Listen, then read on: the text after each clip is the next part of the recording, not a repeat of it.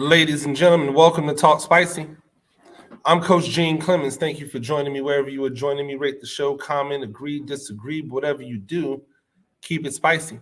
5-star ratings are appreciated. And if you're joining me on the YouTube channel, make sure you like, make sure you subscribe. Happy Thursday. Happy Friday Eve, if you want to call it Friday Eve. I'm down for that. I like a Thursday. You know why I like a Thursday? Because Thursday is where you get the hope for the weekend, right? Not necessarily the hope that the weekend will get here. You know the weekend's coming, but the hope of what could be over the weekend. Like what could end up being a great weekend, because our days are what we make of them, right? Regardless of your situations, our days are what we make of them. So, the hope for a great weekend is always out there. I got to tell you a story, though. Really quick. I was working out last night, and I finished working out, and I went outside, and I've been dealing with a little something, little something up here. Been dealing with it. And so I was in the car, and I was blowing my nose. And when I blew my nose, my ear did that weird thing like it does when you're on an airplane, right? I don't know what it's called, but it did that thing. And so it was like I couldn't hear. It was like I was in a tunnel or something, right? So that happened, and then all of a sudden things got really blurry. I was like, yo, what's going on? So I get out the car, stand up, get some fresh air, drinking some water. I'm like, I must have just got lightheaded for a second. Start feeling a little bit better, sit back down in the car. Remember, my ears are still feeling the way they're feeling. Sit back down in the car, and things get blurry again, and my vision starts to track off to the right. I'm like, yo, what is this? What's going on? So I get out the car again. I start thinking, what could something like that be? Ladies and gentlemen, I think I gave myself vertigo last night. So, the rider, and shout out to the instructor from my cycle bar class, came out, and she's like, "Are you okay?" And I'm like, "Nah, I'm just, I was a little lightheaded." Now, this is not something new. I get out of working out. If I worked out hard, I might sit outside for a while and collect myself, make sure I've got myself, all together. I'm not in any rush. When I work out at the end of the day, that's the last thing that I have to do in the night. So I'm not in any rush, but it was definitely off, because I wasn't okay. And so she sat with me, and she starts looking up things to do to combat vertigo, home remedies, things like that. But I really thought I gave myself vertigo. And so after a little bit of while, I could feel my ears starting to clear up a little bit. And I sat down in the car, and the blurriness had kind of gone away. So I was like, okay, driving. And as I'm driving, I yawn. And when I yawn, my ears pop, and they clear up, and everything's back to normal. So apparently there's something about inner ear function that really has to do with vertigo, I'm assuming, because I'm pretty sure I gave myself vertigo last night. It's not funny. I was a little bit on the apprehensive side, but I'm okay. What I'm not okay with is the way we go and transition from the NFL season into the college season. And the first thing that we start doing is we start firing off these mock drafts. And in these mock drafts, we see people who are taking Will Levis as the number 2 quarterback in the draft. Mock drafts are selecting Will Levis ahead of C.J. Stroud. Now, to their credit, they no longer seem to be trying to take Will Levis over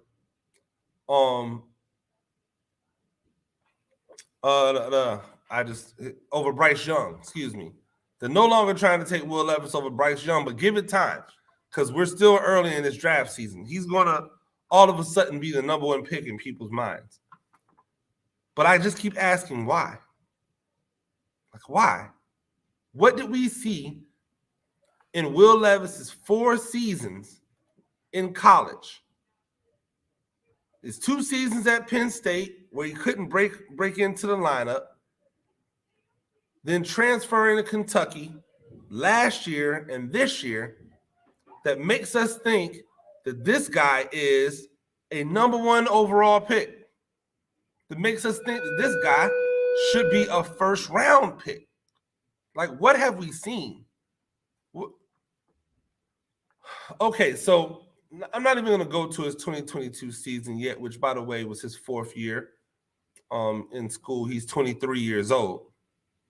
You guys make that distinction. I'm not. He's 23 years old, although he just finished his 4th year in the league. I mean, in college. So in his junior year, which is the year that put him on the map, the year that they said, oh, this guy is supposed to be the guy, right? He completed 66% of his passes, but we can't use completion percentage anymore. You know why? Because Josh Allen, everybody told us when Josh Allen came out that completion percentage didn't matter anymore. Because that dude could not complete a pass to anybody.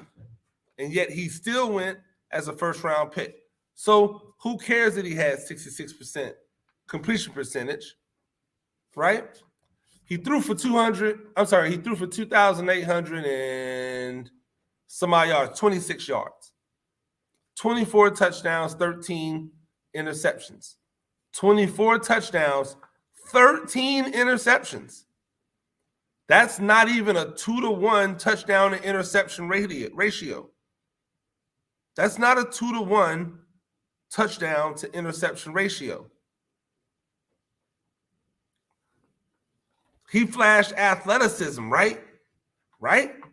His 107 carries went for 376 yards. 9 touchdowns, right? Can't forget that. What does that tell me?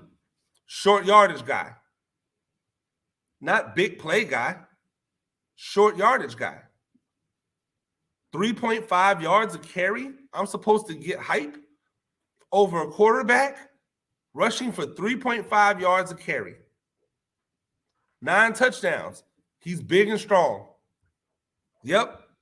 6'3", 225. He's big and strong. Nobody's doubting that. So then he comes back to Kentucky for another year. Another year in the system. Another year getting better. And he puts up worse numbers.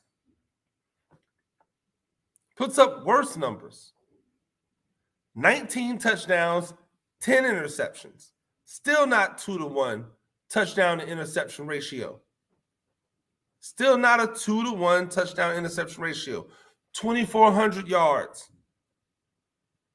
Now, I said on a tweet yesterday that if you are not in on Anthony Richardson, but you think that Will Levis is a first-round draft pick, then you don't know what you're talking about. As a matter of fact, so I get it exactly right what I said. I'm gonna pull it up right here. It says the fact that some of you are not in on Anthony Richardson but think Will Levis is a first-round pick makes it difficult to trust your ability to evaluate talent.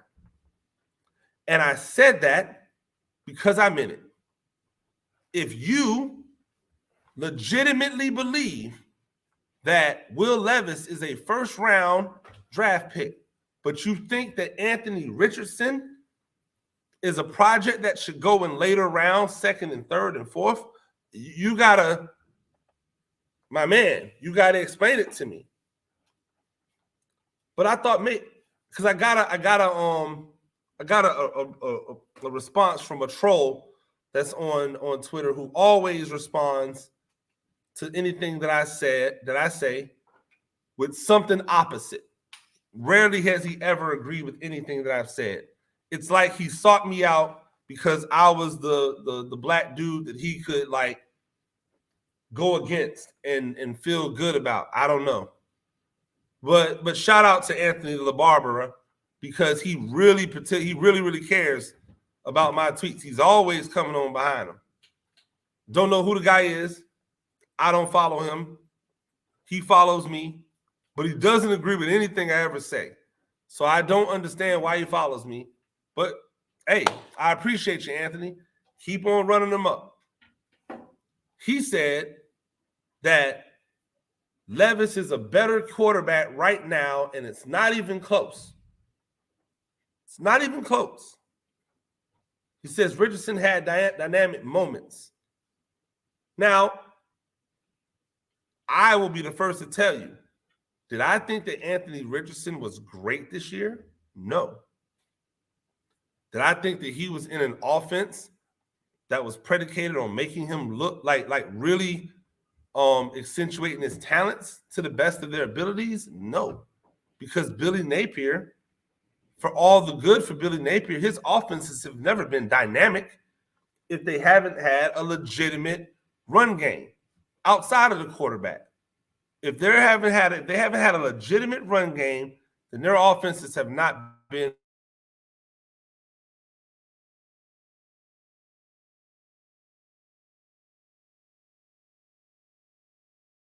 because of what those teams were doing on defense, not on offense.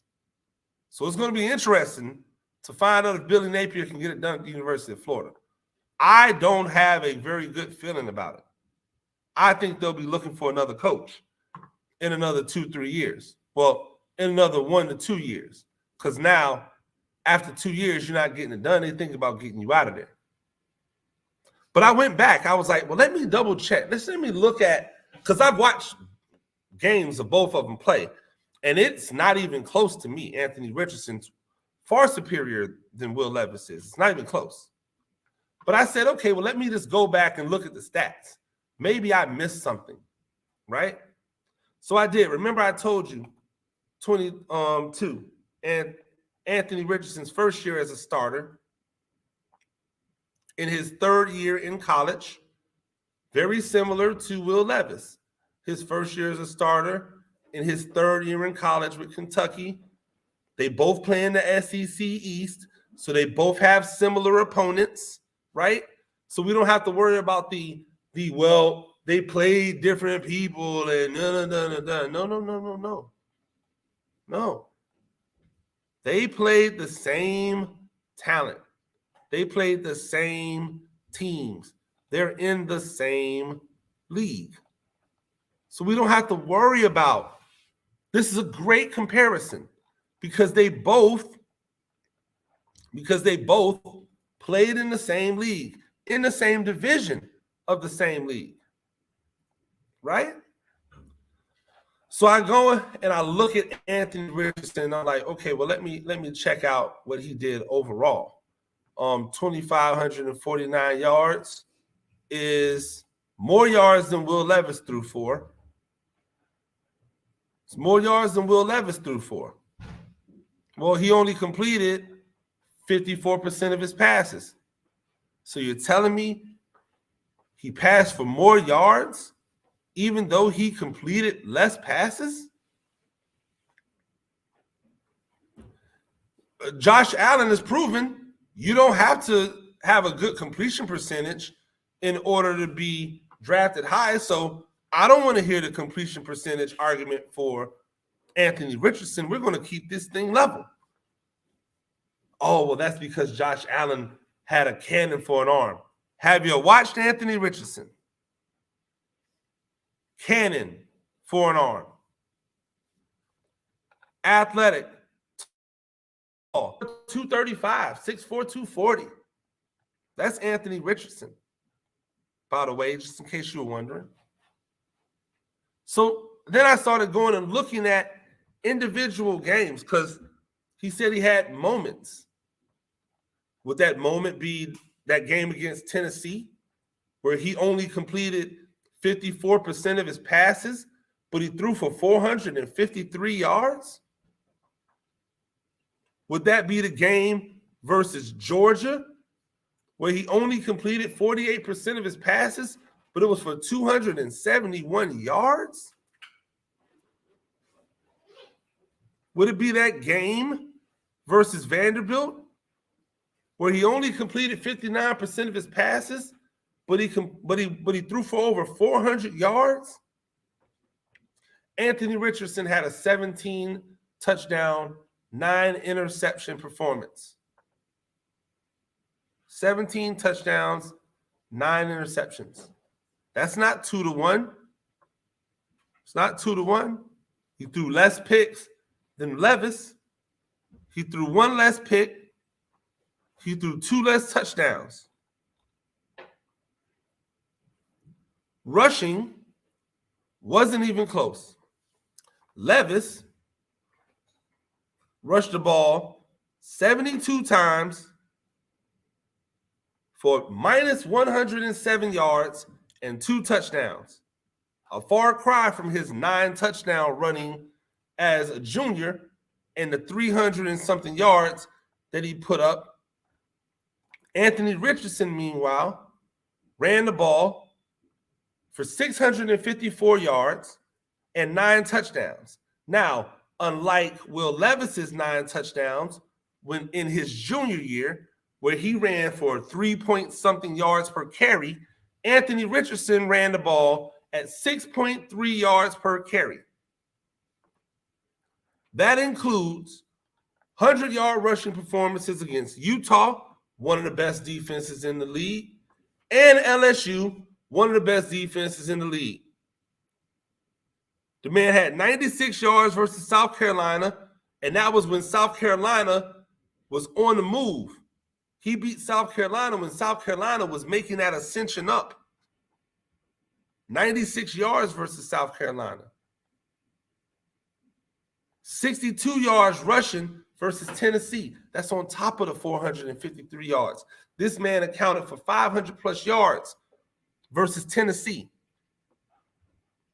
What did Will Levis do against Tennessee? Funny you would ask. He threw for 98 yards. He rushed for minus 22.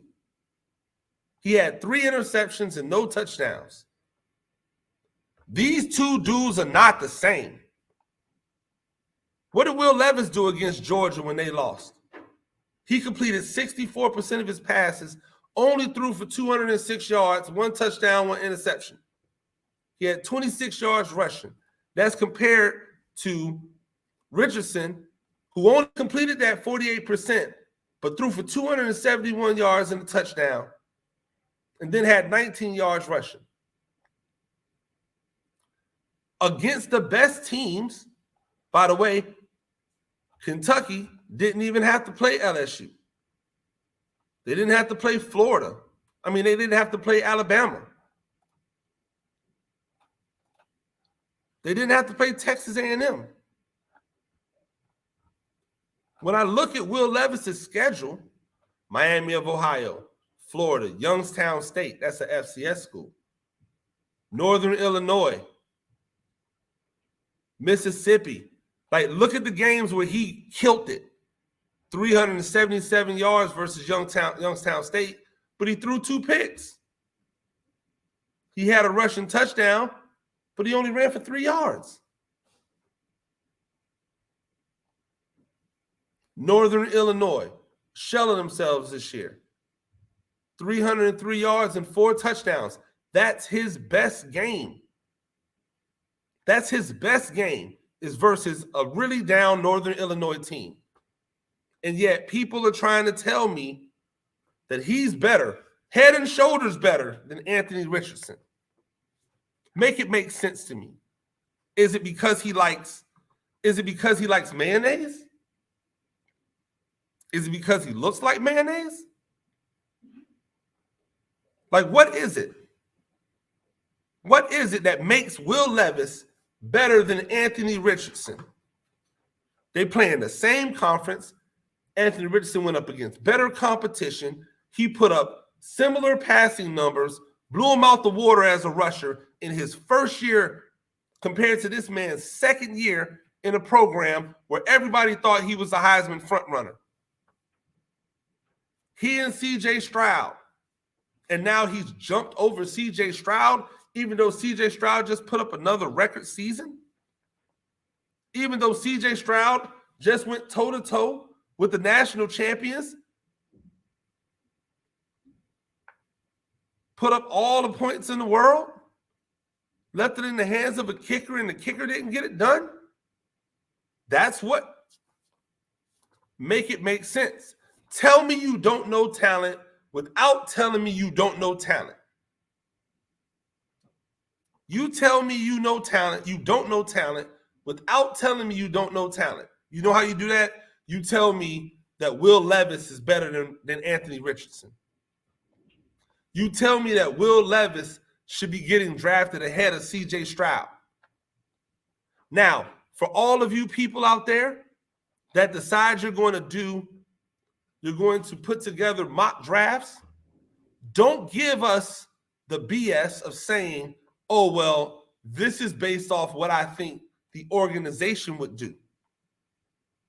Why do we need you to regurgitate to us what the organization's going to do?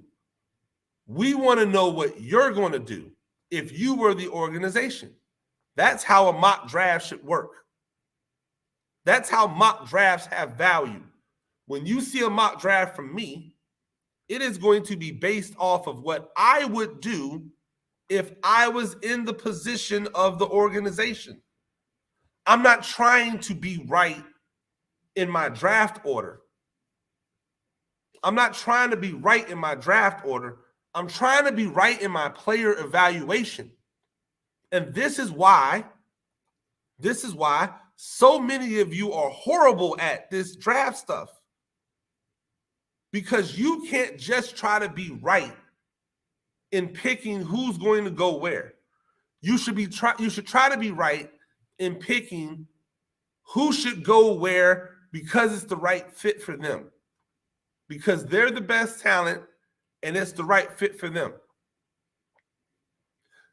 Years ago, by the way, I said, hey, the Giants should take Saquon and then double back and take Lamar Jackson. I actually said, what I really said was that the Browns or any team that had the opportunity to get 2 picks in the first round should take Saquon and Lamar Jackson. The Giants are having success this year using Daniel Jones like a Lamar Jackson light, right?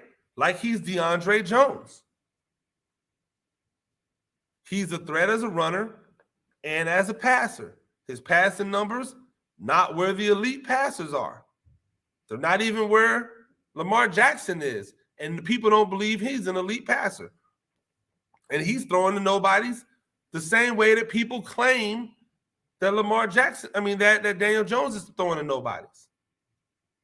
So imagine if the Giants or if the Browns, who now have a guy who has has athletic ability and passing as well, imagine if both of those teams had pulled the trigger on getting both of those players together. We might be talking about a completely different league right now.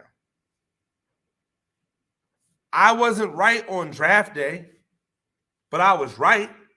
Saquon's that guy. Lamar Jackson is him. I didn't care to be right. I wasn't trying to see how many of them I could check off as, okay, I was correct on this pick. This team did what I was correct here. I was correct here because they're wrong. You want to know one of the worst things that people do on the internet is when you disagree with a move that an organization makes. They go, well, I'm going to trust the people who get paid to do this more than I'm going to trust you. And I go, why? Clearly they're horrible at it. You give me the job as a GM. I don't need to know any of the inner workings of an organization. You give me a job as a GM, I guarantee you I can do just as good, if not as horrible a job as some of these GMs do in the league. I guarantee you I can. They took Mac Jones with a first-round draft pick. Mac Jones, who played on one of the most star-studded teams in the history of Alabama football, who was out there just throwing the ball up with YOLOs, watching all of these first-round draft picks pluck the ball out the air and go for touchdowns. That guy was a first-round pick. I laughed. I'm right. Ladies and gentlemen, that's Talk Spicy. Do this thing a few times a week. Rate the show, comment, agree, disagree, but whatever you do, keep it spicy. 5-star ratings are appreciated. And if you're joining me on the YouTube channel, make sure you like, make sure you subscribe. Till next time. Peace.